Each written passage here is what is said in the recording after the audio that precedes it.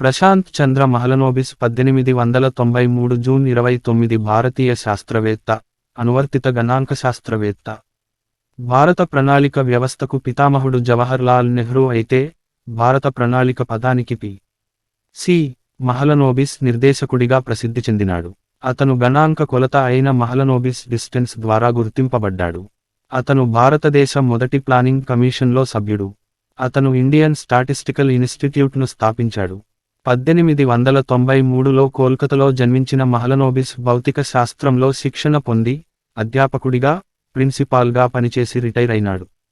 అతనికి గణాంక శాస్త్రంలో కల ఆసక్తి కారణంగా ఆ రంగంలో నైపుణ్యం సాధించి చివరికి ఆ రంగంలోనే జగత్ప్రసిద్ధి చెందినాడు. గణాంక శాస్త్ర రంగంలో అతని సేవలకు గుర్తింపుగా లండన్లోని రాయల్ సొసైటీ ఫెల్లోగా ఎన్నికయ్యాడు. 1946లో ఐక్యరాజ్యసమితి గణాంక శాస్త్ర కమిషన్ సభ్యుడిగా, 1949లో కేంద్ర మంత్రివర్గపు గణాంక శాస్త్ర గౌరవ సలహాదారుడిగా నియమించబడ్డాడు. 1950లో నేషనల్ శాంపిల్ సర్వే స్థాపనలో మహలనోబిస్ కీలక పాత్ర వహించాడు. 1949 జాతీయాదాయ కమిటీ చైర్మన్గా మహలనోబిస్ జాతీయాదాయ గణాంకాలకు ప్రాతిపదిక స్వరూపాన్ని ఇచ్చాడు. 1955 నుండి 1967 వరకు ప్రణాళిక సంఘం సభ్యుడిగా తన సేవలందించాడు. రెండో పంచవర్ష ప్రణాళిక రూపకల్పనలో అతని కృషి అనిర్వచనీయం. భారీ పరిశ్రమలకు అధిక ప్రాధాన్యత ఇచ్చిన ఆ ప్రణాళిక నమూనా మహలనోబిస్ నమూనాగా ప్రసిద్ధిగాంచింది. భారత ఆర్థిక వ్యవస్థకు దిశానిర్దేశం చేసిన మహలనోబిస్ 1972 జూన్ 28న మరణించాడు. 1893 జూన్ 29న కోల్కతాలో జన్మించిన మహలనోబిస్ పూర్తి పేరు ప్రశాంత్ చంద్ర మహలనోబిస్. అతని పూర్వీకుల స్వస్థలం నేటి బంగ్లాదేశ్ ప్రాంతం. జీవనోపాధి కోసం మహలనోబిస్ తాత కోల్కతా ప్రాంతానికి చేరి స్థిరపడ్డాడు. మహలనోబిస్ బాల్యం, విద్యాభ్యాసం కూడా కోల్కతాలోనే కొనసాగింది. 1912లో భౌతిక శాస్త్రం ఆనర్స్లో పట్టభద్రుడయ్యాడు. తర్వాత కేంబ్రిడ్జి, కింగ్స్ కళాశాలలలో గణిత శాస్త్రం, భౌతిక శాస్త్రం అభ్యసించాడు. అధ్యాపకుడిగా అభ్యసనం పూర్తి కాగానే మహలనోబిస్ కోల్కతాలోని ప్రెసిడెన్సీ కళాశాలలో భౌతిక శాస్త్ర అధ్యాపకుడిగా ప్రవేశించాడు. 30 సంవత్సరాల పాటు సేవలందించి చివరగా ప్రిన్సిపాల్గా రిటైర్ అయ్యాడు. గణాంక శాస్త్రవేత్తగా, ప్రెసిడెన్సీ కళాశాల అధ్యాపకుడిగా ఉన్నప్పుడే గణాంక శాస్త్రజ్ఞుడిగా ప్రసిద్ధి చెందినాడు.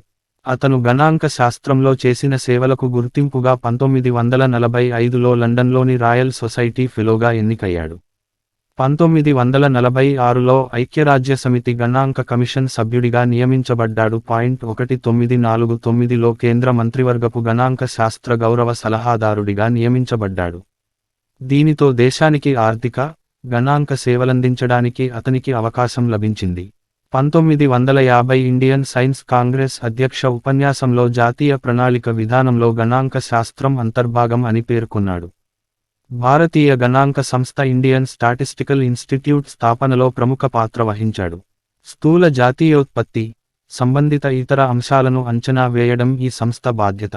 జాతీయాదాయ కమిటీ చైర్మన్గా మహలనోబిస్ జాతీయాదాయ లెక్కలకు ప్రాతిపదిక స్వరూపాన్ని రూపొందించారు. 1933లో భారత గణాంక శాస్త్ర పత్రిక సాంఖ్య ప్రచురణను అతను ప్రారంభించాడు.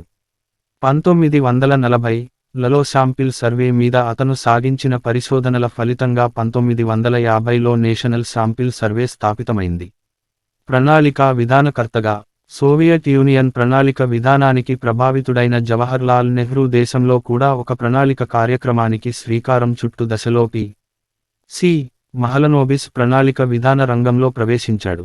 1950లో ప్రణాళిక సంఘం స్థాపితమైనప్పటి నుంచి గణాంక శాస్త్ర సలహాదారుడిగా సేవలందించాడు. 1955 నుండి 1967 ప్రణాళిక సంఘం సభ్యుడిగా నియమించబడ్డాడు. ముఖ్యంగా భారీ పరిశ్రమలకు ప్రాముఖ్యం ఇచ్చిన రెండో పంచవర్ష ప్రణాళిక రూపకల్పనలో పి.సి. మహలనోబిస్ పాత్ర అనిర్వచనీయం. ఇది మహలనోబిస్ నమూనాగా ప్రసిద్ధి చెందినది. వర్తమాన ఆర్థిక వ్యవస్థకు ఉపయోగకరమైన ప్రమాణాలను మహలనోబిస్ రెండో పంచవర్ష ప్రణాళికలో ప్రవేశపెట్టినాడు. ప్రణాళిక ఆలోచనలకు నిర్దిష్ట రూపం కల్పించడంలో మహలనోబిస్ ఎంతో సహకరించాడు. అవార్డులు: 1944 ఆక్స్ఫర్డ్ విశ్వవిద్యాలయం నుంచి వెల్డన్ మెడల్ పురస్కారం, 1945 లండన్లోని fellow of the royal society సభ్యత్వం, 1957 అంతర్జాతీయ గణాంక సంస్థ గౌరవ అధ్యక్షుడిగా హోదా పొందాడు. 1968 భారత ప్రభుత్వముచే పద్మ విభూషణ్ పురస్కారం పొందినాడు.